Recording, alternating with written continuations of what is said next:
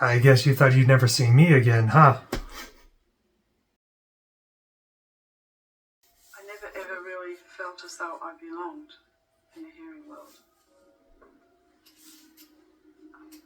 I didn't have a real sense of identity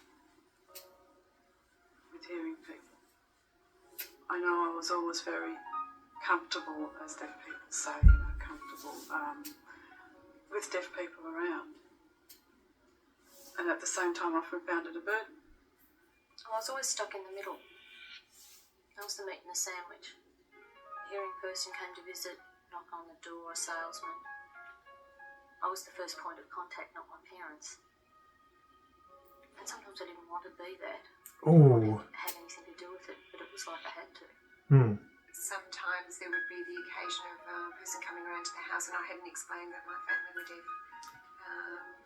It wasn't just my parents only, it was also all my brothers and sisters, and so they would come into this house and it scared them sometimes, and in fact to the point they would always be making excuses, and it didn't take me too long to figure out they were very, very uncomfortable about coming around to my house. Oh gosh. I grew up in the deaf world. I spoke sign language. I was always with deaf people during the week with my parents, the weekends with their friends, and they would visit and so on, and everybody that I came in contact, I was in the deaf world. I was a deaf person, apart from the fact that I could hear. Because our ears work, you can't get that involved in some of the political things that deaf people are trying to achieve for themselves. It makes it, that sort of hurts because it's almost like they're telling you don't belong. Boy, we are starting off strong with this video. Oh boy. I am probably going to feel some things that I don't want to feel, but it's going to happen anyway. Okay, let's go. This is the story of ordinary people in somewhat extraordinary circumstances. It's about the hearing children of deaf parents, and the joy and pain of growing up with the ears of the hearing, but the ways of the deaf.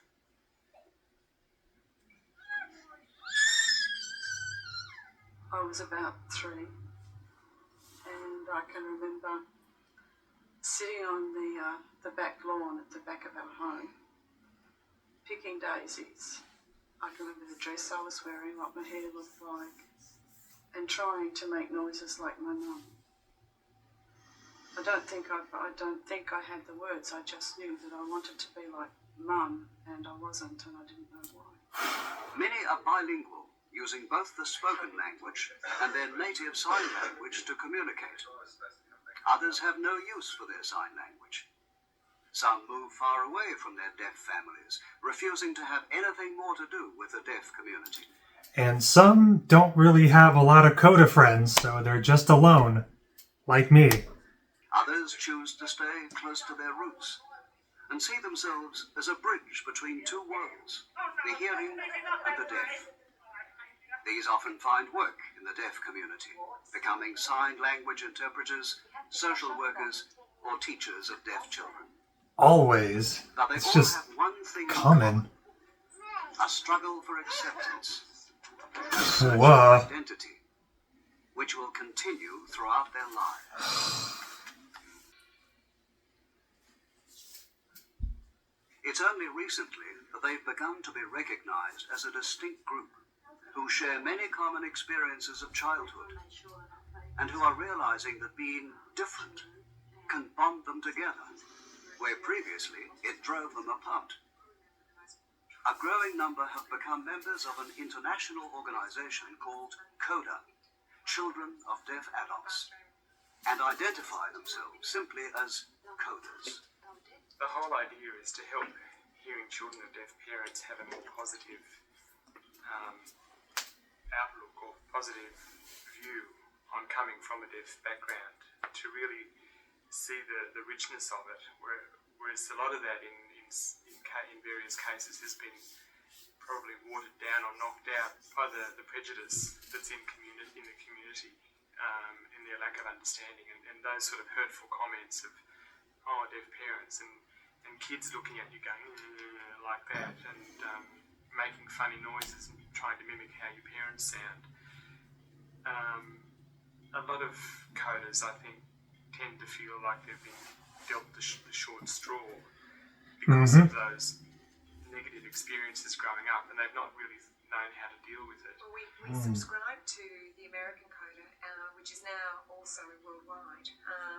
And what we're trying to do is just create enough interest here in Australia so that we might be able to do something on a very similar level. And it's a wonderful support group that makes you identify with others, that you are not the only one. I often wondered why the family called me Edna, because I was christened Edina. But my father had a guttural sort of a voice, and pronouncing Edena, he used to say Edina, see, and so the family must have all picked that up. I only worked that out a little while ago.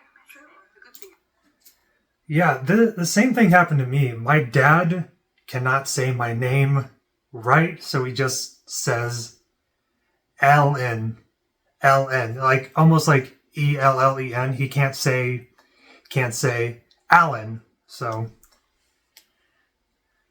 I'm Ellen now, apparently.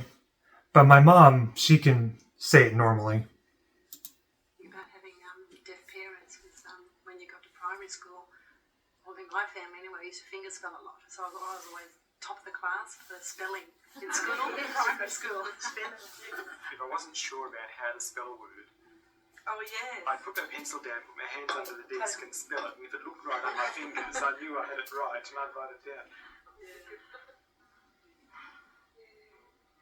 I can remember being in my car behind your car one day. Can you remember that? Mum and Dad's car?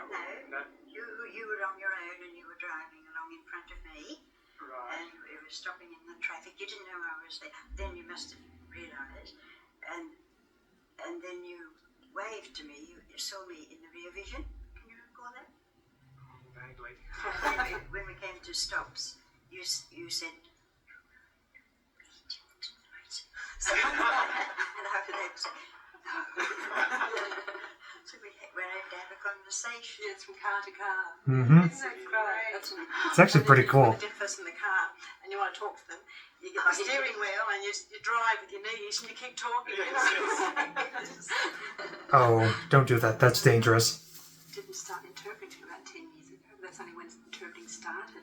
Prior to that, I always wanted to work with the deaf.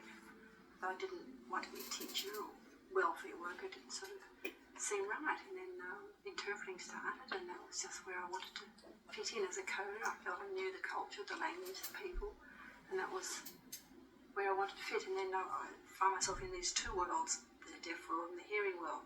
And I have my deaf parents and my deaf cousins and uncles and aunties. Then I have my own family of my husband and my children and my in-laws and all that side of the family. So I've got these two worlds I've got to sort of juggle. And a lot of the time you have to sort of juggle your life. When they all come together, you end up being the interpreter again, or you're trying to make everyone comfortable with each other. As a CODA, you're trying to make everyone feel okay all the time, and you don't spend a lot of time being yourself in that situation.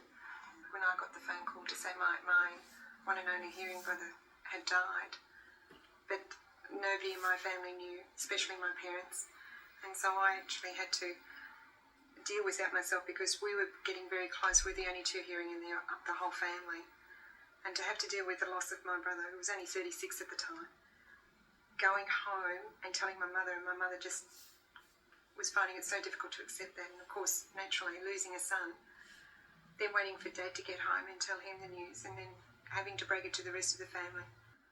But my sister-in-law, she was just not coping. She just went into a very bad state of shock, and I was also the interpreter, trying to tell her what my family was saying and helping with the funeral arrangements. It was that feeling of I had to be strong. I just had to keep going until that moment when it was all over. Then I was allowed to come out with all the grief, and I felt life was unfair to me then. Because I could see everybody else was going through the natural process of grieving, and I couldn't do it because if I'd lost my bundle, then everything stopped. But it stopped for all the people who I cared about, like my mum and dad, and yeah. So you must have gone through the same thing about your brother. And this is why I go to therapy. I just need it. Well, Mum's mother was sort of popping in and out and helping with various things, but I can remember at the hospital that afternoon, sitting there with Mum and Dad and actually interpreting to them what the doctors were saying, and again at the funeral parlours, interpreting what the funeral directors were asking and that sort of thing, and only because Mum's mother even then wasn't quick enough to handle all the conversation that was going on. And I'm so happy that interpreters are now more like just common. They're everywhere, so it provides a lot of time for people to grieve and just whatever they need when they need to, and not have to just give up themselves for other people. So I appreciate that a lot for nowadays. So I know for other people they weren't as lucky, but I hope you feel lucky now. They could understand me better than they could understand her. So they were looking at me to get the information. So you grow up young. CODA's all about trying to make people appreciate the richness of the language that they've grown up with. That it's not something that other people teach them about. It's to show them all the positive things and to let them offload all the bad experiences that not their parents but that the hearing community out there put them through. And I think that a lot of deaf people think that CODA is all about criticising how deaf people can't parent, and that's not really what it's about at all. That's true. It's to have an appreciation and to share that appreciation with other people of their background, and so they can get a sense of pride and knock off all that rubbish that the hearing people in the community throughout their growing up years has dumped on them. Amen for that.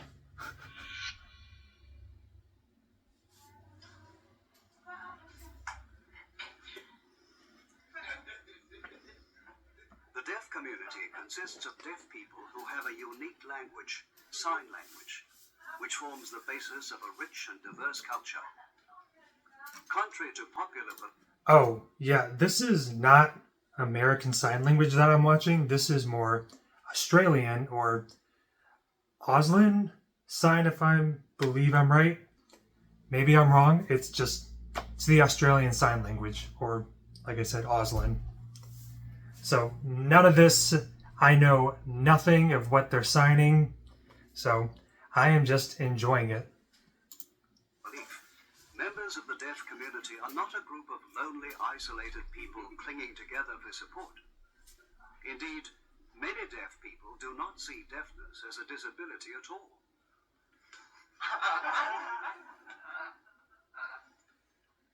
From time to time, the question comes up. They ask, why are you deaf when others can hear? They ask us that question, so we talk about it.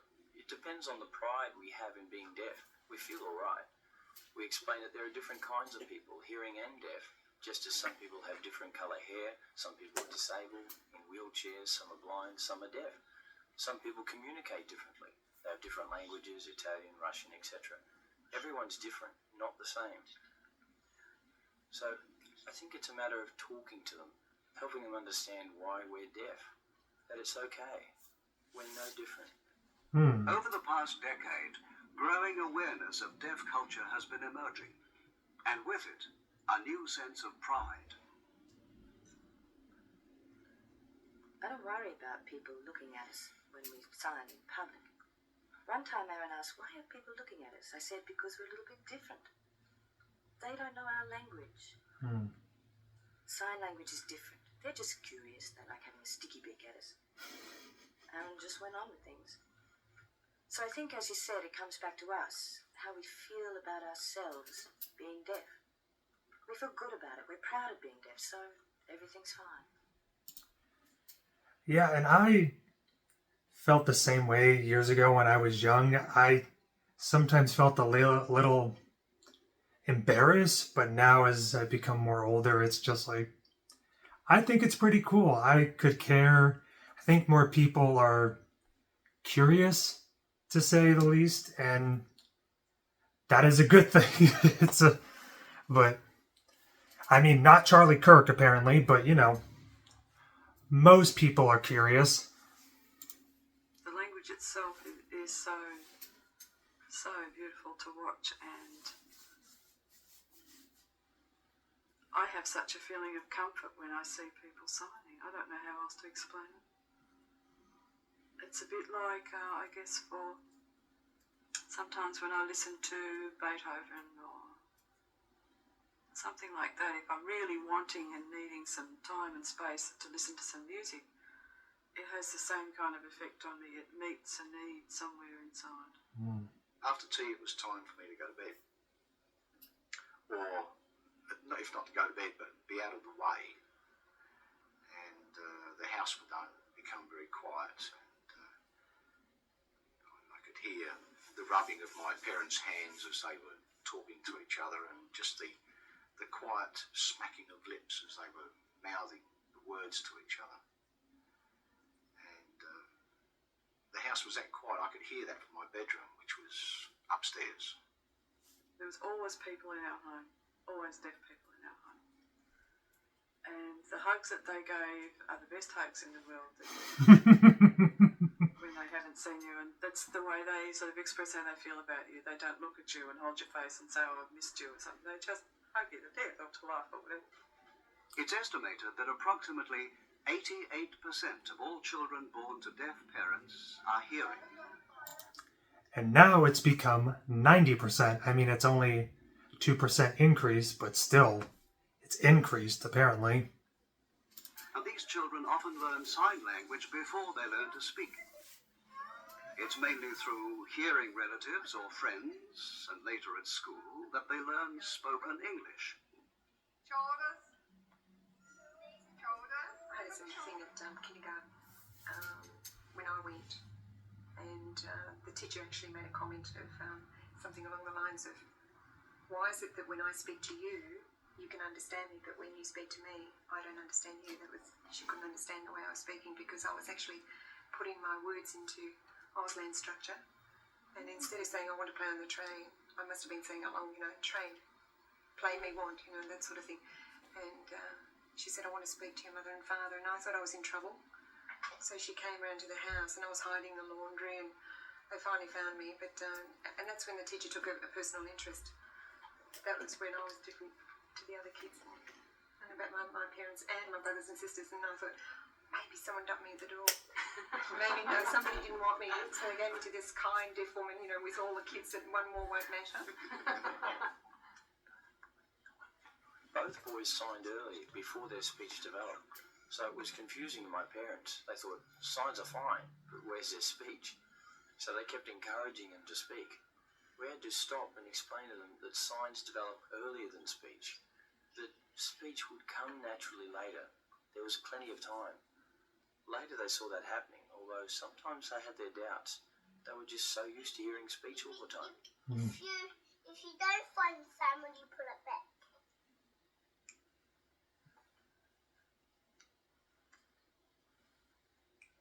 We had home movie cameras at that time. Whatever came on the market, it was a really good gadget Dad would have. So he used to make lots of really good home movies where he'd get us all to act out parts of Big Bad Wolf and Three Little Pigs and all those sorts of things. They're good memories. Mum and Dad didn't see us as in any way deaf, like culturally, linguistically, nothing. We were hearing. And you're hearing, well, then you know everything. You have the answers to everything. And pretty enormous expectations. And I think that's pretty common. When the Germans were sighted coming over the English Channel from France to drop bombs on all the English, they'd sound sirens. And we would all go into air raid shelters. well, I would have to be sort of half asleep and half awake as a kid. I couldn't sleep like a kid does, you know, because when the sirens went off at night, I had to get up, go to Mum and Dad's bedroom. I couldn't yell out. I had to actually go up and touch them. Every time I wanted to talk to anybody, when by anybody I mean my Mum and Dad, I had to actually go and touch them, get their attention, and tell them, you know, the Germans are coming. Oh. So then we'd all get up, we'd all go downstairs. When I was about 5 years old, I had to go have my tonsils removed in the hospital.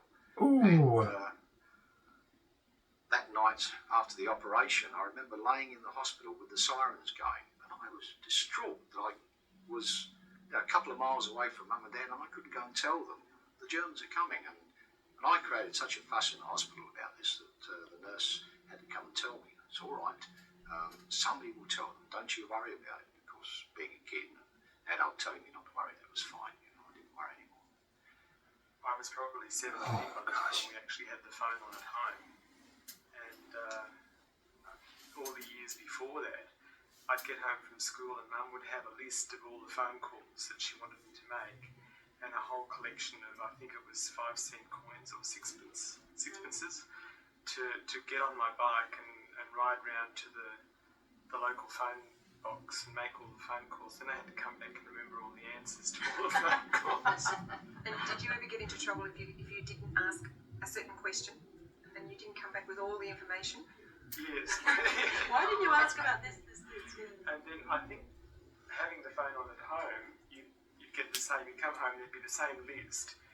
You'd make the phone call and then you'd hang up. And then you'd realise that there was something else Mum wanted you to ask. And why did you hang up? You should have waited. I'm not finished yet. Mum could ask a question about something that was happening on television, something on the news, and I could have been 7 or 8 and not understood it.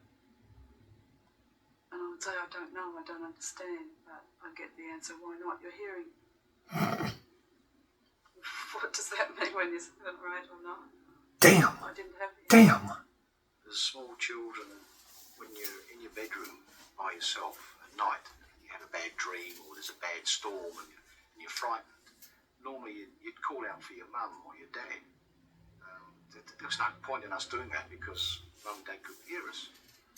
So we're both quiet. We would even call out for ourselves, for each other, because we got into the habit of not calling out for help because it didn't work. So we'd lie in bed and we'd suffer our terror and our worries by ourselves. And in that way, I guess we learned to become alone. I remember I was a very angry... This is too sad for me. angry adolescent. Furious.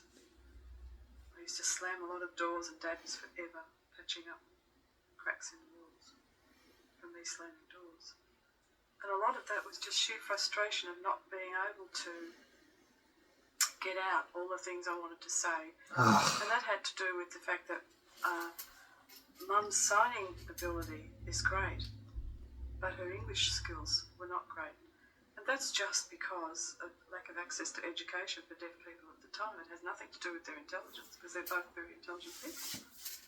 Many times where if Mum was really angry with something I had done or hadn't done, and I would try to explain why, whatever it was, happened. She was really angry, she would just turn her back.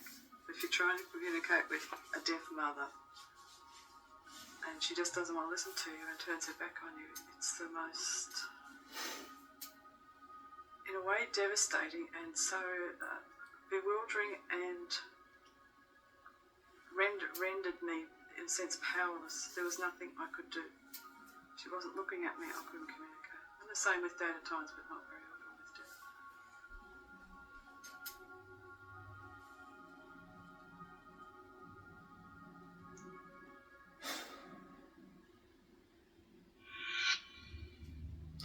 Oh boy. Hearing people are afraid of deafness. It's a difficult concept to comprehend. The absence of sound, the lack of speech skills, the unfamiliarity of sign language. I used to feel embarrassed being with my parents. Oh, gosh. Transport, we used to travel by ferry, and I used to try and get them to come and sit in a place where other people couldn't see. And I felt self-conscious about it. I know another CODA friend of mine thought exactly like you. Same thing, she would not say to Mother, she'd say to Mother, don't sign here, wait till we get somewhere. So I used to go through it a lot, especially when we would be going off to the city, to the Deaf Club. This is in Melbourne. And, you know, with all the kids, and we'd be sitting there on the train and we would all be signing. Not just Mum and Dad, but all of us. And I could hear what all the people on the train would be saying, and they would come out with some pitiful remarks about, oh, look at those poor, and it was always those poor people. And I used to sit there and I'd cringe, and I used to feel ashamed, embarrassed, angry, all those things. And then my mother could see that I would stop interacting with the kids and my brothers and sisters. And what's the matter? Hold on, did she just say cringe in the 90s? That's crazy. Nothing. Are they talking about us again? And she knew. And then my mother, you know, talk about Ma Kettle, she has as much front as Grace Brothers. She would march up and really make some quite wild gestures. And then I think it was a spin-off from her. She gave me the courage to be able to speak back to people who made awful remarks. Kids would want to come home from school with me. They'd want to come in. And I thought this was great, you know, I was going to get somebody home to play with me. But they quickly realised that that wasn't what they wanted to come home with me for. They wanted to come home to see me talking to my mum and my dad. Because, you know, they'd all stand around and go, hey, look, you know, he talks differently to us. It's very embarrassing because if the friend hadn't met Mum and Dad before, you had to explain, oh, they're deaf, they sign, they make funny noises and make a lot of noise and they don't realise they're making noise. So you had to do a lot of explaining. And in the end it was easier not to bring anybody home. I never felt a sense of shame or anything like that. No. If I wanted to bring friends home, I did. And I'd just say as we were walking in the back door, oh, look, Mum and Dad are deaf, but don't worry about it. Just wave and say hi or something and smile a lot. Mum likes that. I feel that so much. It was always hard to bring a friend to my parents or just bring them home. Now that I have moved out, it is still hard for me to do that, and I don't know why. They go and raid the fridge and off we go. So it was okay. I was proud of the fact that they went on with life and were happy in their community, but they weren't happy in my community, in the hearing community, when I was growing up. That was a big conflict. It wasn't easy for them to fit into the hearing community, school, parent-teacher nights, that sort of thing. But I was proud of them when they were with deaf people because they were themselves and they didn't have to change or conform to anything. Like, I remember at boarding school, girls would say to me, you're weird, you're strange, you don't seem to understand me, but I'd get you're weird often. But I didn't know what it was to be weird. I was just different. I didn't know why I was different. You were just yourself. But over the last few years, I've learned to see that, hey, it's really good. Mm-hmm.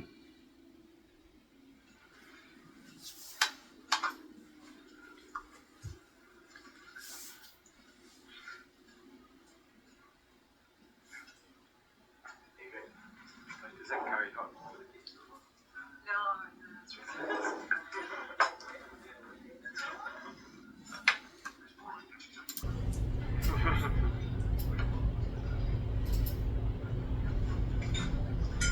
God, I wish I could have something like this.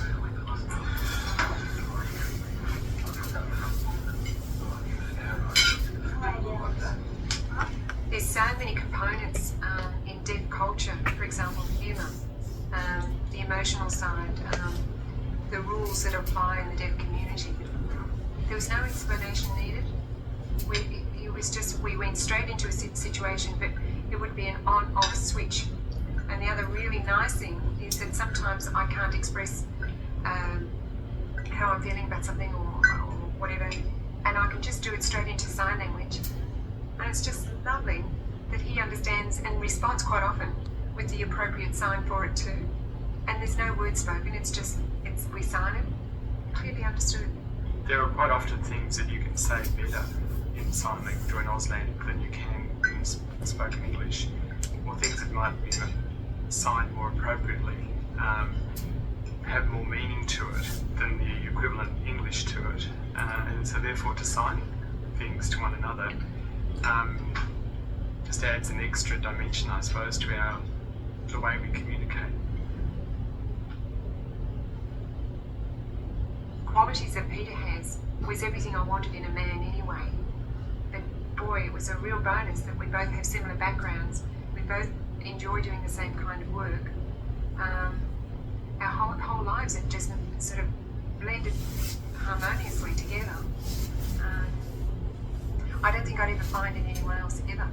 I knew she was deaf, of course, but we could talk, we could communicate, and she was just another girl to me, except that it's like if I could speak Greek, if I went out with an English-speaking girl or a Greek-speaking girl, what's the difference?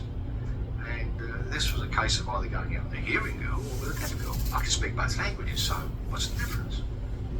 But there was a difference. And that difference is that after the marriage went on, over the years, she started to do to me what my parents had done to me when I was 10, 11, 12, 13, 14, 15, 16. That was rely on me. The relationship's really good. It's hard. I think any relationship is, but we both work very hard at it and we're both very committed. So I think that's all you can do. We both try very hard to listen. I think that's the most important thing, listening to each other. He's been accepted into the deaf community really well, and he's made a real effort to sign. So That's a good one right there. His own person. He's not just someone that's hanging on Julie's arm when we go into functions, which is good. Even in the last 10 years, when I was in my 40s, that I made the break and married a girl that wasn't deaf. And it was then that my life started to grow and became more fulfilling for me. I don't have any trouble getting boyfriends, no. No, I was a terrible word. I would just tell them too. My mum and dad are deaf and we use sign language at home. I guess I'd like to say something about what I said to you about mum and dad.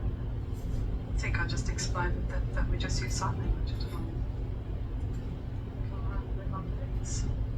That was a bit of a shock. I didn't know how to deal with that. It was meeting someone who was deaf was a new experience. I can't remember exactly what Mary said. Well, I just said hi, I've been there. And, we didn't really talk much. And they disappeared fairly quickly anyway, and although we'd made a date to go out with a few other people to go and see them, go to a drive-in, Marion then said to me, look, I can't go out. So we stayed there that evening and chatted. I suppose it wasn't until much later in our marriage, I'd say much later, perhaps 5 or 6 years, when we began to realise, and I began to realise, I think, that there are times when I just can't understand what she's saying and she doesn't seem to understand what I'm saying. If we were really trying to work through something, or even if we were angry about something, I often could not find the English words. All I could really finish a sentence with was a whole lot of signs, which is useless for Chris. And if we argued at home, as I was growing up, it was all in sign language. I didn't really learn how to do that, how to deal with conflict verbally. It's only in hindsight that I began to realise that Marianne articulates more completely in sign language, not in the spoken language. And that resulted in a lot of frustration in years gone by. And to some degree it still affects our relationship. Hmm.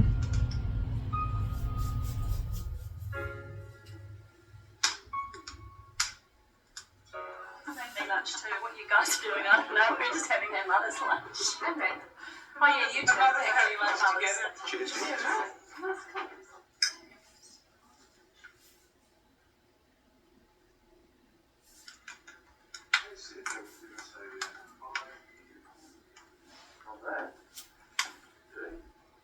When I'm in close relationship with someone, it's very similar to what Mum and Dad experience, is that I say things and there's a whole gap of what I actually mean from what the other person understands, but it's perfectly understandable to me. And when Mum talks, it's very understandable to me from her point of view. And so when Dad comes out with the questions, it's I already know the answers to his questions from what Mum has said, even though she doesn't have to explain it. And I think that's very much being part of this family, is that when people converse, I really need to see them. I really need to see their face. I need them to be facing me. Otherwise, I can't hear them. I noticed with Jesse, our grandson, he's 4 now, but from a very early age, I began to notice how often I would say to him, "Turn around, look at Nanny. I want to tell you something." Often I do that, and then I remember I did do that when they were little. I couldn't talk to them with them sort of running off or with their backs to me. They'd have to be looking at me, just like it was with Mum and Dad. I guess that's part of it.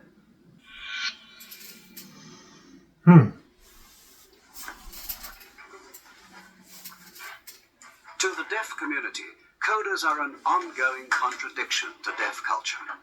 They have the knowledge and social ways of their parents. They are native users of sign language, but they are not deaf, a fact that many CODAS find difficult to accept.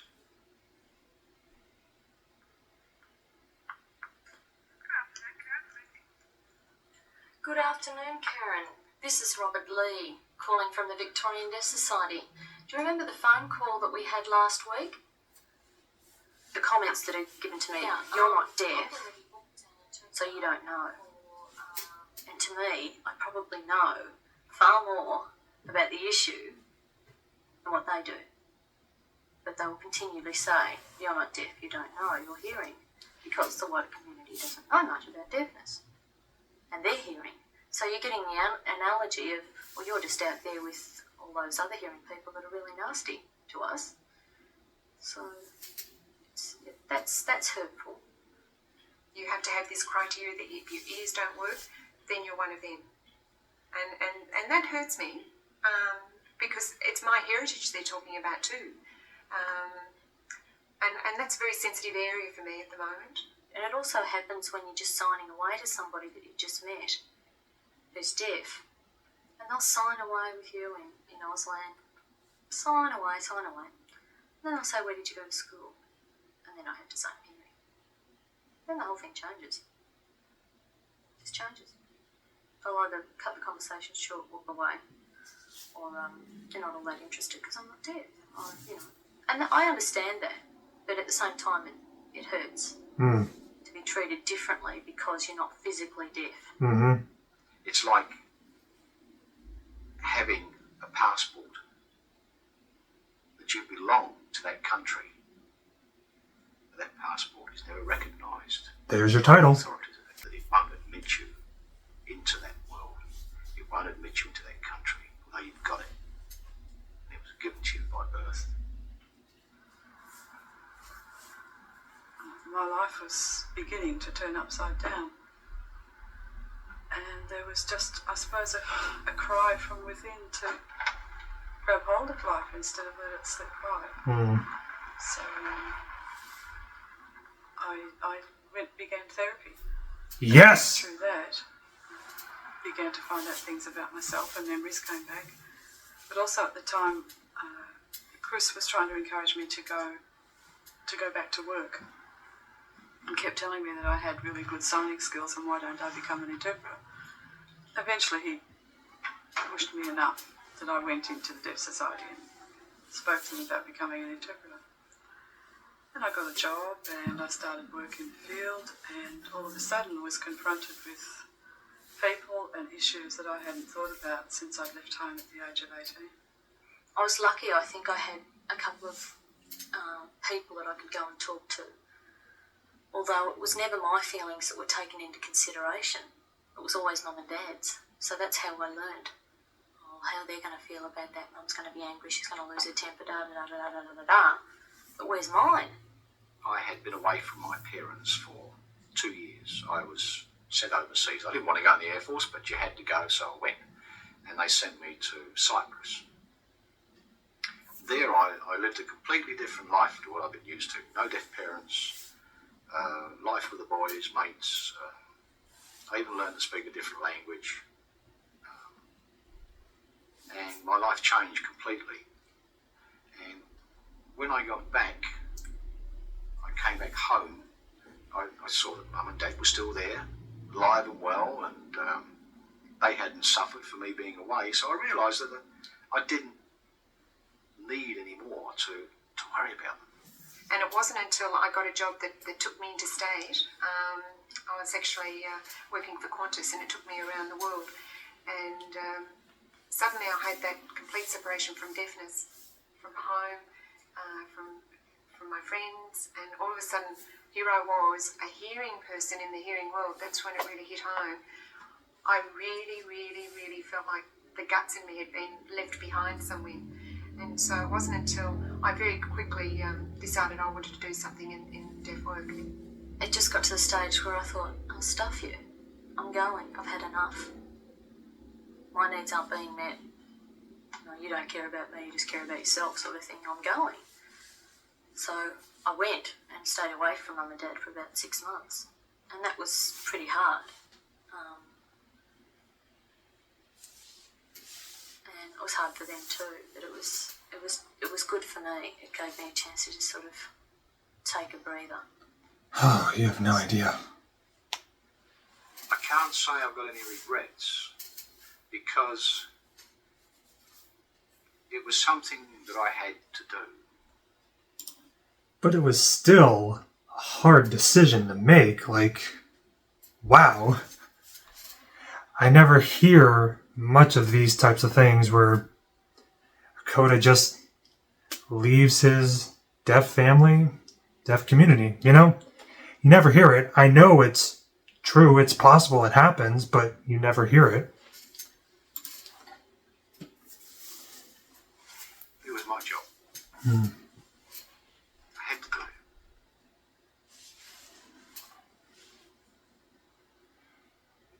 And Oh, gosh. even now, when I think back, it upsets me.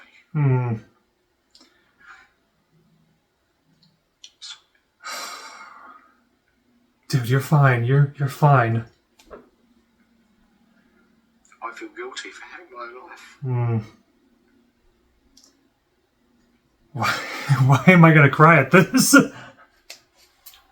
Oh, no. It came 12,000 miles from to have my new life. I wasn't happy. I didn't know what was wrong.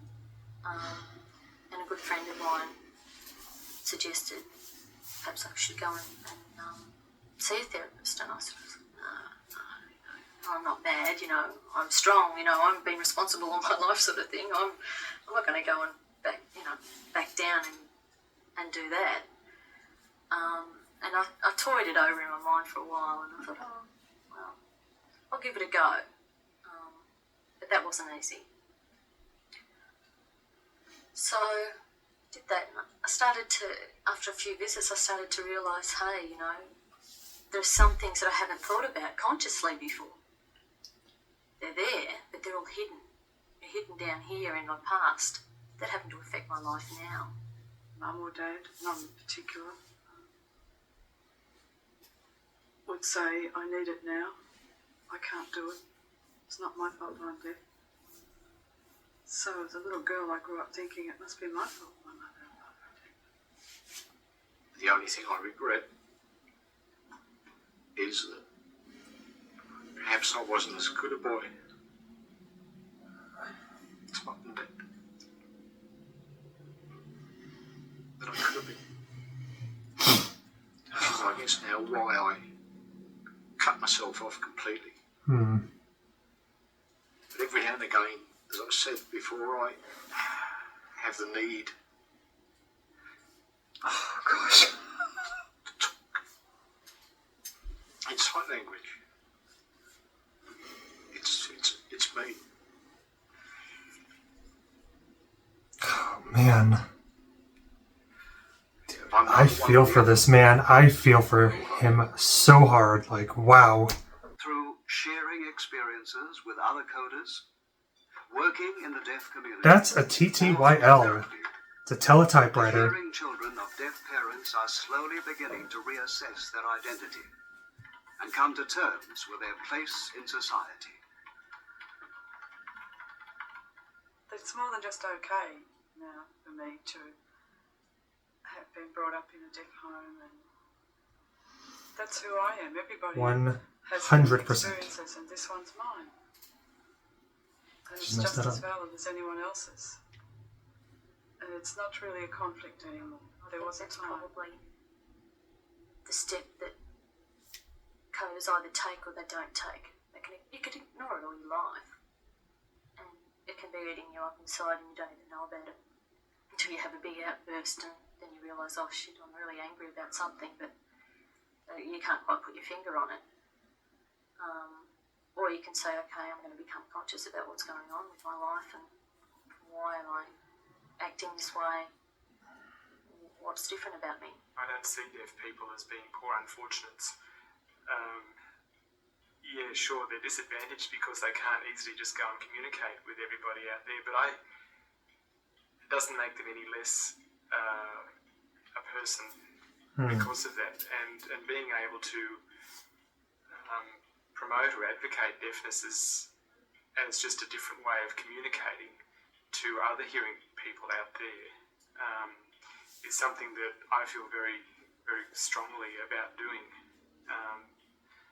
And I think that being a CODA and coming from that background has certainly helped. Yes, it'll change. Yeah, they're beginning to stand up. They're getting more access to education. So they're mixing more. Yeah, it'll change. I have hope for that. I'm working through a lot of my childhood. I'm working through the different situations that I've been placed in, the different ways that I've acted and why, and relating that to here and now. Always felt in the middle, and I'm comfortable feeling in the middle. Now I feel comfortable being in the middle because I'm me. And I think if you can accept who you are and not worry about what anybody else is thinking or saying or feeling about you, if you can get past that and have a good self-image, I think that's right. That is right. And that's what I'm striving for. Yes, that's right. Oh my gosh.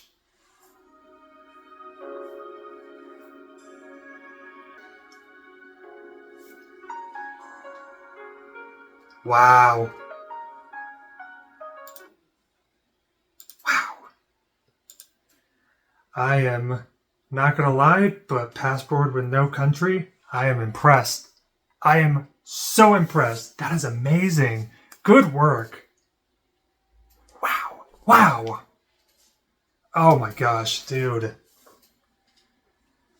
I have been kind of postponing this for a little while now. I found this documentary like 2 years ago. 2 years ago. This has been sitting in the back of my mind, and I didn't care. And now, posting it in 2025, it's probably a good time to post it. So, I hope you guys enjoy it. I'm just proud. I am so proud. I am proud to be a CODA. I am proud of myself. Still have some problems that I am struggling with and trying to find a way to just escape it and change and become a better man, you know, and I have a lot of hope for the future, you know, that things will get better for myself, even if the world starts to get hard. So, yeah, thank you guys for watching, and I will see you in the next video. Peace out.